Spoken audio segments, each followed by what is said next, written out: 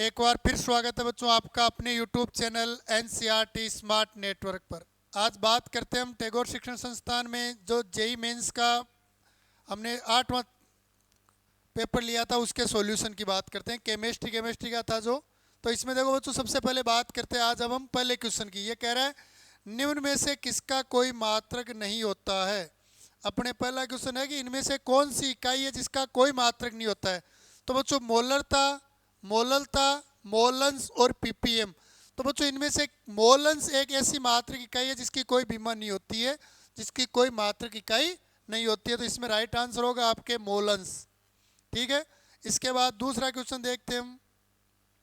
कह रहा है किसी मिश्रण का कुल मोल प्रभाज है। यहां पर ये प्रभाव नहीं है, यहां पर अपने प्रभाज। ये दूसरे क्वेश्चन में कह रहा है कुल मोल प्रभाज होता है। तो कोई भी मिश्रण जो होता है बच्चों उसमें चाहे कितने ही घटक हो, उस मिश्रण का कुल मोलंस जो होता है वो सदैव एक होता है। तो यहां पर आपके उत्तर होगा ये एक। फिर कह रहा है मोलरता की इकाई होती है बच्चों। तो देखो मोलरता कैपिटल एम का फॉर्मूला होता है विले के मोल अपॉन विलियन का आयतन। और मोल क्या होती है, मोल की इकाई तो खुद एक मोल इकाई है और आयतन को लीटर में, तो मोल पर लीटर। तो आप देख लो मोल प्रति लीटर, ये पहला ऑप्शन जो है आपके मोल प्रति लीटर जो है वो आपके मोलरता की इकाई होती है। नेक्स्ट क्वेश्चन की बात करते हैं अपने। चौथा क्वेश्चन कह रहा है एरोमेटिक यौगिक होते हैं। तो इनमें से कौन से यौगिक एरोमेटिक होते हैं। तो बच्चों एरोमेटिक यौगिक होने के लिए अचक्रीय यौगिक तो एरोमेटिक होते ही नहीं, वो तो एलिफेटिक होते हैं। यहाँ पर चक्रीय यौगिक एरोमेटिक हो सकते हैं। यहाँ पर इनमें से कोई शर्त है तो चक्रीय हो सकते हैं, कन्फर्म नहीं है। चक्रीय एलिसाइक्लिक भी हो सकते हैं, लेकिन इनमें से केवल चक्रीय जो होते हैं वो आपके एरोमेटिक होते हैं। बाकी ये अपने दूसरे वाले अचक्रीय तो कभी एरोमेटिक नहीं होते हैं। तो यहाँ पर आपको टिक करना है चक्रीय पर। नेक्स्ट क्वेश्चन देखते हैं अपने।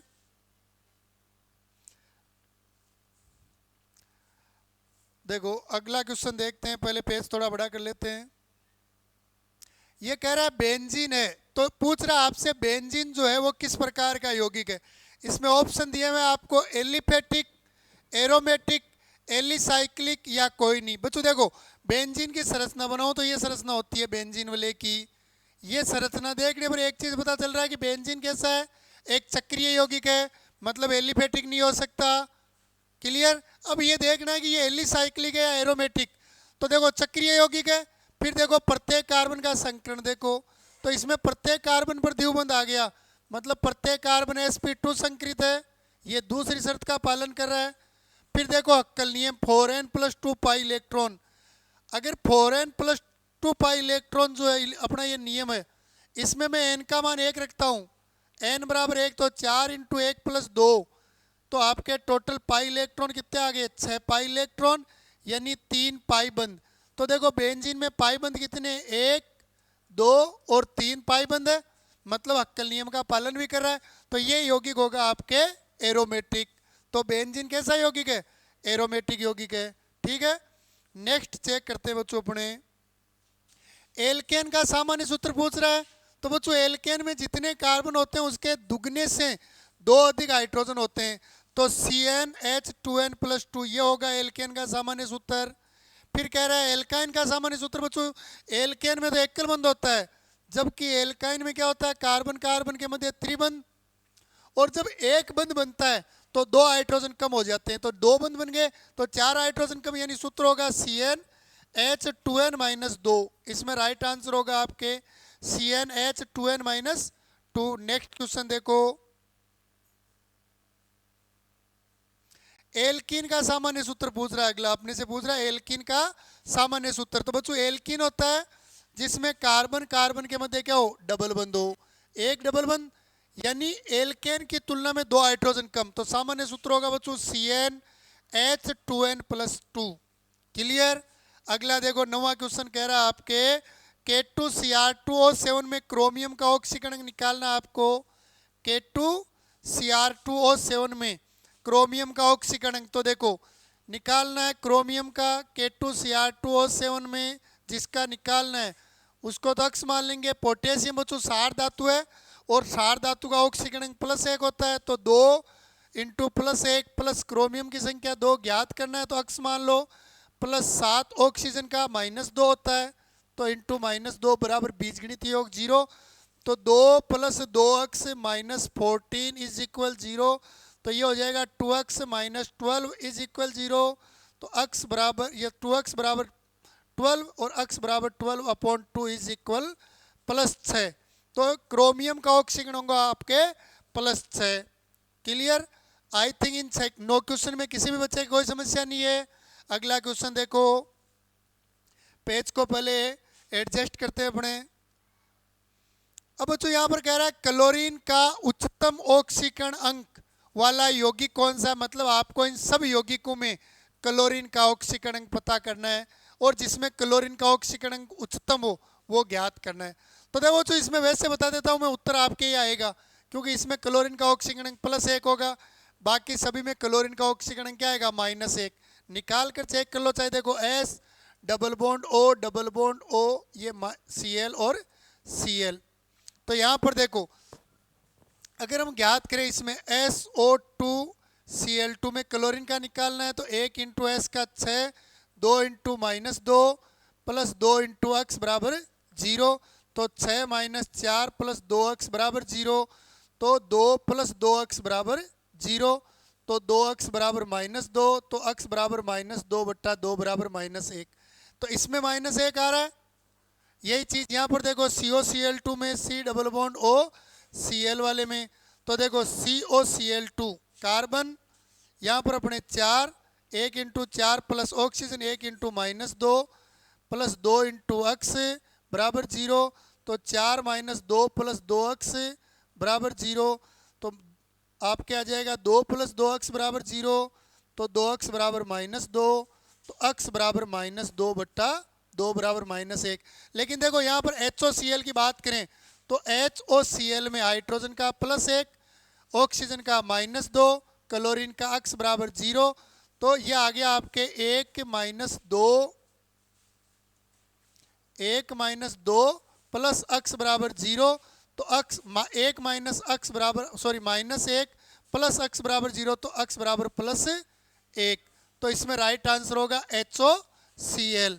ठीक है, इसके बाद नेक्स्ट देखते हैं, देखो CH2Cl2 में भी निकाल लो, चाहे कार्बन का 4, 2 हाइड्रोजन है तो 2, और क्लोरीन का निकालना है तो 2 इंटू एक्स, ये ज्ञात कर लो इनमें, तो ये आपके आ जाएगा यहाँ 6 + 2x बराबर 0, 2x बराबर 6 -6, तो x बराबर -6/2 बराबर -3। ठीक है, वैसे क्लोरीन का यहाँ पर भी -1 ही होता है बच्चों, सहसंयोजक यौगिक है इसलिए, तो यहाँ पर राइट आंसर तो आपका HOCl होगा। अगला क्वेश्चन देखते हैं, देखो अगला कह रहा है NH2OH और N3H में नाइट्रोजन का ऑक्सीकरण कितना है। तो देखो NH2OH में बात कर लेते हैं, NH2OH में नाइट्रोजन का ऑक्सीकरण तो 1 इंटू एक्स या आपके 2 इंटू 1 प्लस 1 इंटू -1, ऑक्सीजन और OH दोनों का लिख दिया मैंने बराबर 0, तो x + 2 - 1 बराबर 0, तो यह आ जाएगा आपके x + 1 बराबर 0, तो x बराबर -1, तो NH2OH का -1 है, पहले में भी अपने, तो इसमें पहले में ही आ रहा है, बाकी किसी में आ ही नहीं रहा है, तो राइट आंसर यही होना है। दूसरे का और निकाल के बताता हूँ, N3H में आपको निकालना किसका है, नाइट्रोजन का, तो 3 इंटू एक्स, हाइड्रोजन का मान लो, वैसे तो हाइड्रोजन का क्या होता है +1, लेकिन N3H है तो यहाँ आपके इसका -1 बराबर 0, तो 3x - 1 बराबर 0, तो 3x बराबर 1, x बराबर 1/3, तो यह आपका राइट आंसर होगा -1 और 1/3, क्योंकि हाइड्रोजन जो होता है बच्चों वो एक ऑक्सीकरण भी दर्शाता है, प्लस में और माइनस में दोनों में 1 दर्शाता है, तो यहाँ पर N3H में हाइड्रोजन का -1 है। अगला कह रहा है S8 में सल्फर की संयोजकता,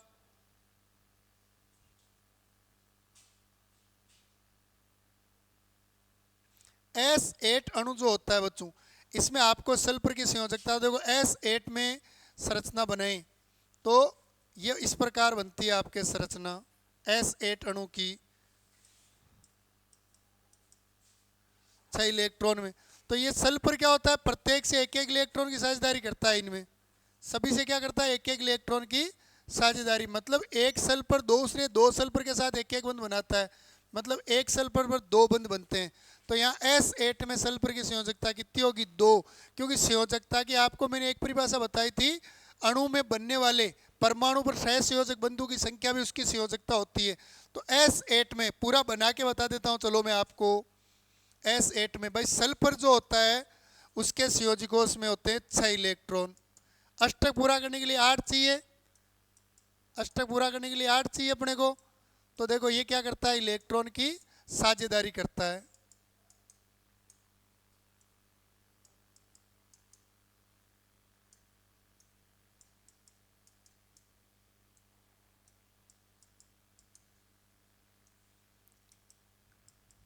ये इस प्रकार।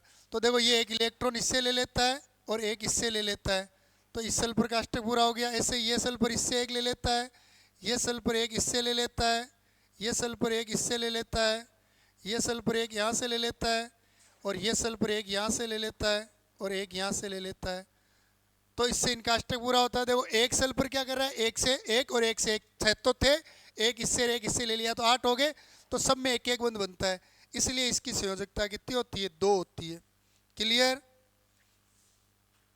अगला देखो 13वां क्वेश्चन। 13वां क्वेश्चन कह रहा है आपके उस समूह को बताइए जिसमें आयोडीन के ऑक्सीकरण बढ़ते क्रम में आयोडीन का ऑक्सीकरण देखना है। तो बच्चों देखो इसमें HI में आयोडीन का ऑक्सीकरण -1 है, I2 में 0 है, ICl यहाँ +1 है, HiO3 में आयोडीन का ऑक्सीकरण +5 है। तो इसी में बढ़ते क्रम में दूसरे देखने की जरूरत ही नहीं है आपको, चलो देख लें। तो यहाँ I2 का 0, भाई एक उदासीन अणु में ऑक्सीकरण 0 होता है, HI में -1, तो ये तो घटता क्रम आ गया। यहाँ देख लो +1, इसमें +5, लेकिन यहाँ 0, तो ये भी क्रम बदल गया। यहाँ +5, यहाँ +1, यहाँ 0, तो ये भी क्रम बदल गया। तो राइट आंसर ये है HI, I2, ICl, HiO3, यह आपका राइट क्रम होगा। ठीक है भाई। इसके बाद नेक्स्ट देखो आप, FeCN6 होल कोष्टक पर -3 में Fe का ऑक्सीकरण तो निकाल लेते हैं। Fe का निकालना है FeCN6, और ये ऊपर -3 है। तो देखो निकालना है Fe का, तो 1 × x +6 साइनाइड का -1 होता है, और बीज गणित योग -3, तो x -6 बराबर -3, तो x बराबर -3, पक्षांतरण में +6, तो x बराबर +3। तो बच्चों यहाँ आयरन का ऑक्सीकरण जो है वो आपके +3 आएगा। आई थिंक पहले 14 क्वेश्चन में मेरे हिसाब से किसी के भी कोई समस्या नहीं है। ठीक है, अगले क्वेश्चन देखते हैं बच्चों। तो देखो नेक्स्ट पेज अपने,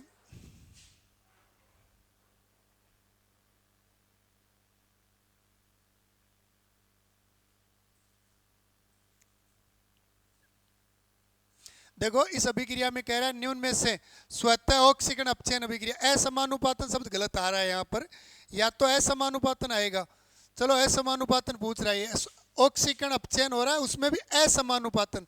और बच्चों असमानुपातन उस अभिक्रिया को कहते हैं जिसमें किसी एक अभिक्रिया में कोई एक पदार्थ जिसकी ऑक्सीकरण अवस्था 2 से ज्यादा होती है। तो चेक करते हैं भाई, देखो ऑक्सीकरण अपचयन तो इसमें भी हो रहा है, इसमें भी हो रहा है, यहाँ पर भी हो रहा है, यहाँ पर भी हो रहा है। ऑक्सीकरण और अपचयन तो चारों जगह हो रहा है, अपने को चेक करना है असमानुपातन कौन सी है। ठीक है, तो देखो असमानुपातन चेक करते हैं हम।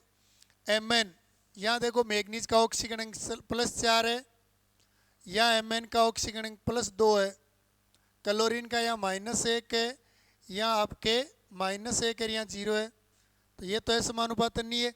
यहाँ क्लोरीन का 0 है, यहाँ क्लोरीन का -1 है, और यहाँ बच्चों +1 है। यह है असमानुपातन अभिक्रिया। कैसे? ऐसी रासायनिक अभिक्रिया जिस अभिक्रिया में, 1 मिनट देखो अपने थोड़ा सिस्टम को सही करते हैं, इसमें हल्का सा चेंजेज हो गया, तो थोड़ा सा कंटिन्यूस रखना आप इसको।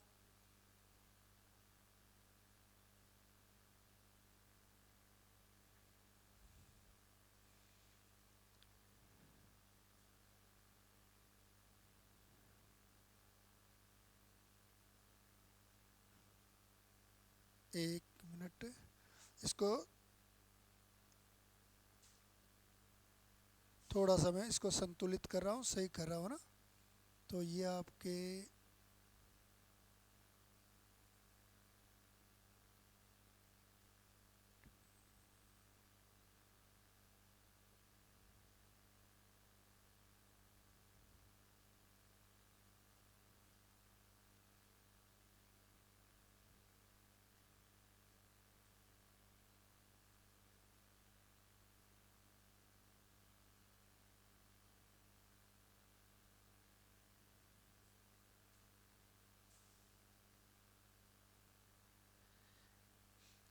ठीक है।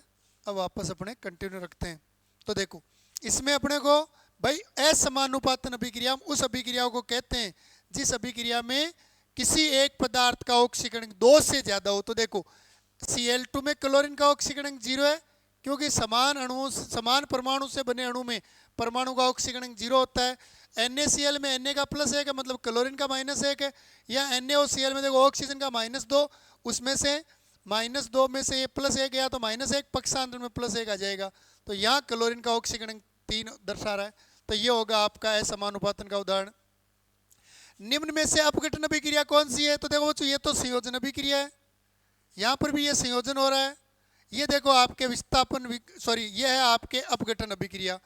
अपघटन, वियोजन अभिक्रिया या अपघटन अभिक्रिया कौन सी है? इसमें जल का अणु जो है वो विद्युत के द्वारा टूटकर दो पदार्थों का निर्माण करता है। ठीक है, इसलिए यह आपके अपघटन अभिक्रिया है। अगला क्वेश्चन देखो, 17वां क्वेश्चन कह रहा है निम्न में से विस्थापन अभिक्रिया कौन सी है? आपको पता करना है भाई इसमें से विस्थापन अभिक्रिया कौन सी है। तो पहले विस्थापन अभिक्रिया पता करते हैं इसमें। तो देखो सबसे पहले अभिक्रिया जो आपको दी हुई है उसमें वियोजन हो रहा है, ये विस्थापन नहीं है। दूसरी में भी देखो वियोजन ही हो रहा है, ये भी विस्थापन नहीं है।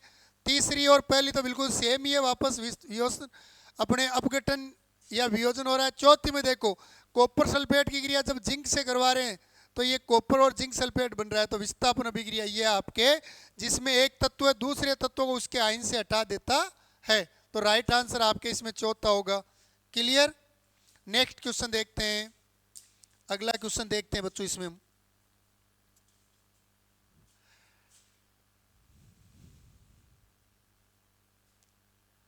क्वेश्चन संख्या 18 देखते हैं।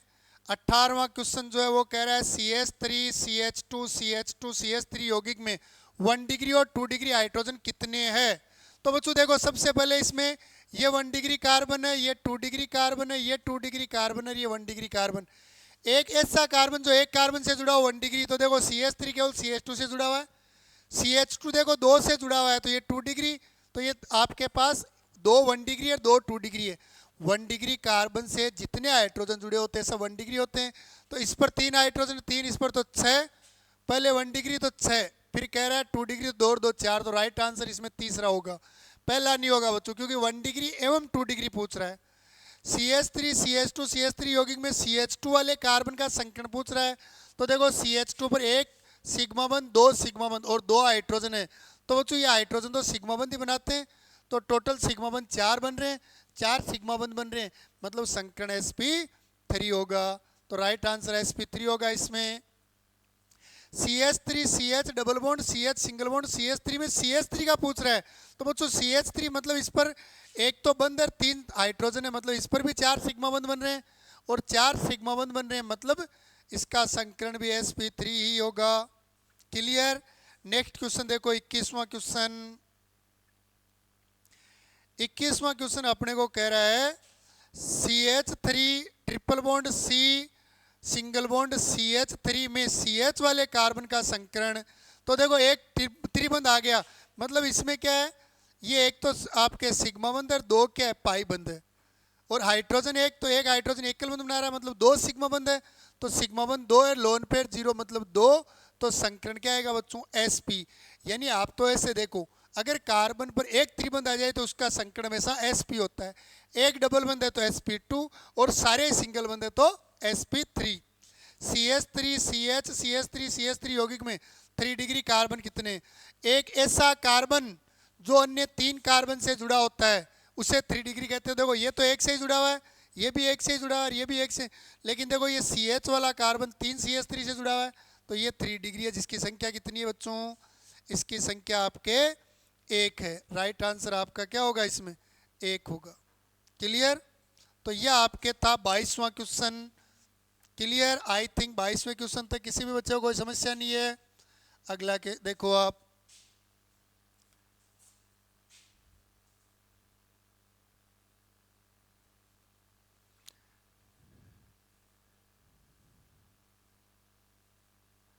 हक्कल नियम के अनुसार जब n बराबर 4 हो तो कितने पाई इलेक्ट्रॉन होंगे? तो बच्चों हक्कल नियम क्या कहता है अपने को? 4n + 2 कोष्टक पाई इलेक्ट्रॉन, या n का मान 4 है तो 4 × 4 + 2 कोष्टक के बाहर पाई इलेक्ट्रॉन, तो 4 चौक 16 + 2 पाई इलेक्ट्रॉन, तो 18 पाई इलेक्ट्रॉन। पाई इलेक्ट्रॉन पूछ रहा है तो संख्या कितनी होगी? 18। क्लियर? फिर देखो अगला क्वेश्चन देखें। अगला क्वेश्चन अपने को कह रहा है बेंजीन वाले पर OH है और 2 इसमें 3 पाई बंद है। ये थोड़ा बनाने में सर ने गलत प्रिंट हो गया, ये इसमें एक्चुअल में क्या है वापस देखो, इसमें वास्तविकता में यहाँ पाई बंद है, एक पाई बंद ये है जो मैं इंडिकेट कर रहा हूँ, एक ये। तो ये देखो चक्रीय यौगिक है, पहली शर्त चक्रीय है। दूसरी देखो प्रत्येक कार्बन पर डबल बंद आ गया मतलब sp2 है। और तीसरी शर्त इसमें पाई बंधु की संख्या 3 है, यानी हक्कल नियम का पालन कर रहा है, मतलब ये एक एरोमेटिक यौगिक है। और बच्चों वैसे भी डायरेक्ट देख लिया करो, ऐसे यौगिक जिनमें बेंजीन वाले होती है वो सदैव क्या होते हैं आपके? एरोमेटिक। और इसमें देखो ये बेंजीन वाले, तो ये यौगिक है एरोमेटिक, जिसको कहते हैं फिनोल। ये यौगिक कैसा है? फिनोल है, जो कैसा है आपके? बेंजीनोइड। और बेंजीनोइड यौगिक जो होते हैं वो सदैव क्या होते हैं? एरोमेटिक, इसलिए ये कैसा है? एरोमेटिक। नेक्स्ट क्वेश्चन देखते हैं बच्चों। ये क्वेश्चन दिया हुआ है आपके, इस क्वेश्चन में पूछ रहा है आपसे एक चक्रीय यौगिक दिया हुआ है, इस चक्रीय यौगिक में पूछ रहे हैं किस प्रकार का यौगिक है। तो देखो निकाल लेते हैं किस प्रकार का है भाई। 1 कार्बन, 2 कार्बन, 3 कार्बन, यौगिक चक्रीय है। ये sp3 संकृत कार्बन है, ये sp2 है, ये sp2 है, मतलब प्रत्येक कार्बन sp2 संकृत नहीं है, यानी यौगिक प्लेनर नहीं है, मतलब एरोमेटिक तो नहीं है, लेकिन यौगिक चक्रीय है। तो चक्रीय है और एरोमेटिक नहीं है, मतलब कैसा है? एलिसाइक्लिक। तो राइट आंसर होगा बस में इसमें एलिसाइक्लिक। अगर पूछ ले कि भाई एरोमेटिक क्यों नहीं है, तो क्योंकि इसका प्रत्येक कार्बन sp2 संकृत नहीं है। क्लियर? 26वां क्वेश्चन देखो भाई। इसमें देखो 2 बेंजीन वाले आ गई, और 2 बेंजीन वाले वाला क्या होता है? नेप्थिलीन यौगिक। कैसा है? नेप्थेलीन। और नेप्थेलीन यौगिक देखो पहली चीज तो ये चक्रीय है, प्रत्येक कार्बन पर डबल बंद है, मतलब sp2 संकृत है। उसके अलावा पाई बंधु की संख्या 5 है, मतलब विषम संख्या में, तो चक्रीय है, प्रत्येक कार्बन sp2 संकृत है, हक्कल नियम का पालन करता है, मतलब यौगिक एरोमेटिक है। तो ये हो गया आपके 26 क्वेश्चन। मेरे हिसाब से इन 26 क्वेश्चन में आपके किसी भी बच्चे के कोई समस्या नहीं होगी। क्लियर? आज की क्लास को यहीं विराम देते हैं। जय हिंद, वंदे मातरम।